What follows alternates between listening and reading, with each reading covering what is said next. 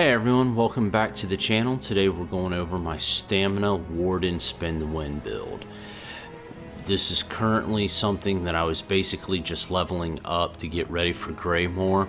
However, I'm going to go ahead and put the build out because there's still about a month left for the people on consoles before Greymoor drops, so you can still get some use out of its current setup. And I'm also going to go over what gear I'm going to be farming for this character once Greymoor drops.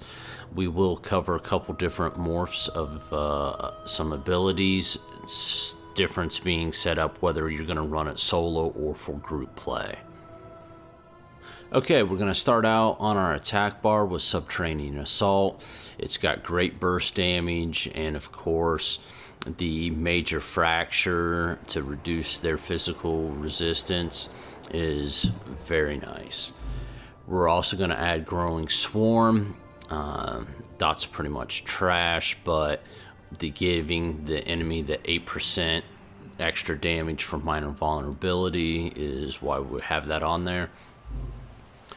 Getting Camo Hunter, get our Major Savagery to increase our crit rating, and proc our Minor Berserk. With the fact Subterranean Assault, Growing Swarm, Whirling Blades, Dawnbreaker, they all do AoE damage. We actually have really good uptime on Minor Berserk with this. Whirling Blades, of course, for the execute and extra damage. Now, I'm running Deceptive Predator because Camo Hunter does have a really good uptime with this build on the Minor Berserk. I don't miss the 100% uptime, and getting the extra 10% reduction to area of effect attacks is really nice for survivability. And then we're going to run Dawnbreaker as our attack ult. Now this is the first one that we're going to morph differently depending on what we're playing. If you're going to be in group play, you're going to run the Flawless Dawnbreaker. That way you get the extra 300 weapon damage for 14 seconds. It's phenomenal. However, in solo play, you really need a stun. So you go with the Smiting. And one of the reasons why it's important to have a stun on this particular build, with your dual wield passives, you get the Ruffian passive, which is going to boost your damage by 15% for attacking stun, immobilized, disoriented, or silenced enemies. So if you're not having somebody do the CCs and stuns for you, then you really need it on your build.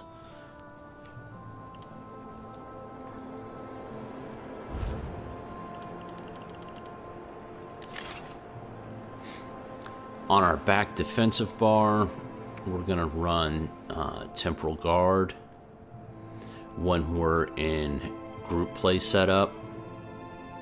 Reason for that is our morph for our Frost Cloak.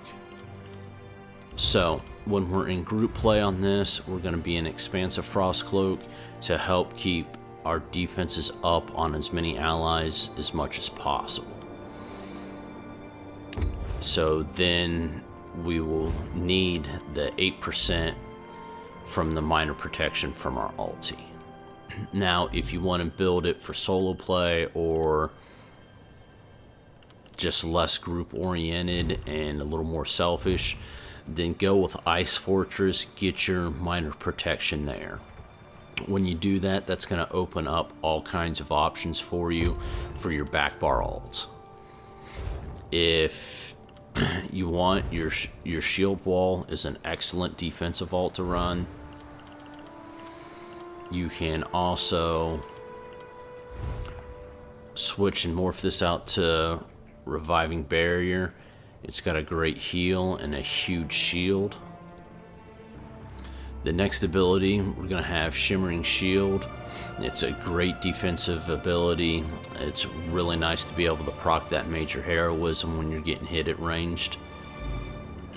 Bullnetch for our buff. Resolving Vigor is our heal.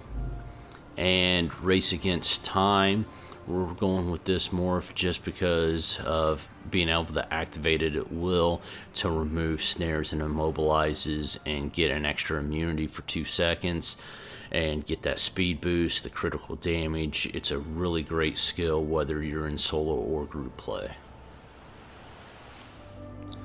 Alright, for this build I did make it a Nord. Nords are so survivable. The alt regen that they get is phenomenal.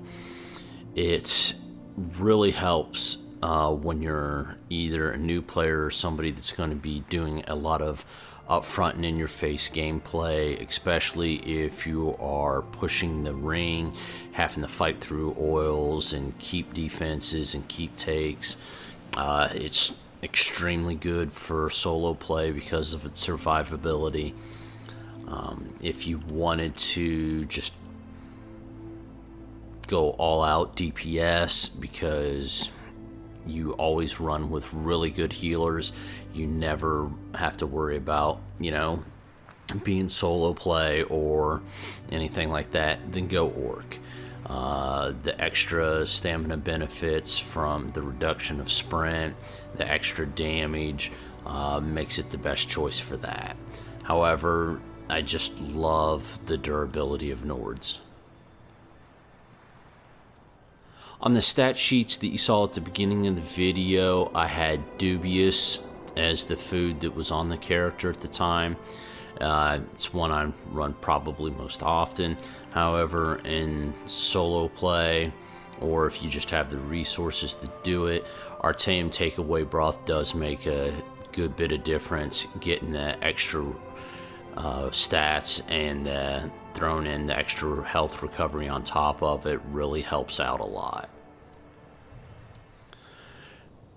Currently on this build, we are a stage 4 vampire. However, that'll be coming off once Greymore drops. We'll cleanse and cure that. And I'm currently running the lady for a little bit of extra protection, and that's something that will be able to make better use of once Greymore drops with the end pin trait changes. Alright, like every other DPS this patch, we're starting our gear out with New Moon Acolyte. We're going to run the weapon damage enchant on the main hand to keep it up as much as possible on our procs. And our offhand is going to have the undead enchant just for that little bit of extra burst and prepping for next patch because there's just going to be a ton of vampires. Of course, back bar, we're going with Sword and Shield of Potato with defending. For our monster set, when we're in solo play, we're going to have Bloodspawn with a heavy head. When we are in group play, we switch it out with medium Balrogs for all the extra DPS and damage. And then our next set is Shacklebreaker, when we're going to run the chest in heavy, everything else in medium. So when we're solo, we have 2 heavy pieces. When we're in group play, just the chest is in heavy. Shackle just is a really great set for Stamden Warden, just because all of our defense is based off of magic. So getting that extra bit of magic resource and the extra bit of magic recovery really helps. Of course, the jewelry is all infused weapon damage. Alright, so once Greymore drops, we're going to be farming some specialty items to put on this build. So when we do that, we're going to be switching Potato to 2 rings, just so we can have our 5% mitigation up 100% of the time. We're going to be running Torque as the necklace to get that great amount of recovery for both our magic and stam when we're under 50% of the other resource. And of course, the Black Rose Perfected. We're going to farm out and try to get the dual swords. get that extra stamina recovery, and again the 10% damage boost with a 10% boost to our damage mitigation as well. It's going to be phenomenal the way that we're going to be able to stack our percentage based mitigation this patch. For our CP, we're running 56 into Warlord for the break free, going 16 into Sprinter, 75 in the stamina recovery and Mooncalf. Now if you want to drop that a little bit and put it into Sprinter, that's good too. Our extra point into Befoul, 61 into Tumbling, 61 into Shadow Ward. Get the 21% for our dodge rolls and block cost. 43 into Blessed for our healing done. 72 into Master of Arms. 56 into Mighty. 43 into Piercing. And 56 into Precise Strikes. 61 into Ironclad. 46 into Resistant. 43 into Hardy. 43 into Elemental Defender. 34 into Thick Skin.